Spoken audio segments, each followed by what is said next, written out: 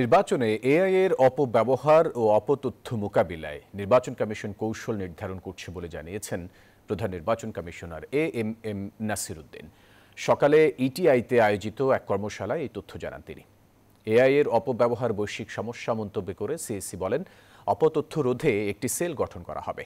এছাড়া নির্বাচনের সময় অপতথ্য রোধ কিভাবে এবং কারা করবে তা নির্ধারণ করা জরুরি। এছাড়া দুর্গম এলাকায় কিভাবে এটি রোধ করা হবে তারও পরিকল্পনা করতে হবে। নির্বাচন কমিশনের পক্ষ থেকে বরাবরই বলা হচ্ছে, এবারে নির্বাচনে অন্যতম চ্যালেঞ্জ এআই এর অপব্যবহার।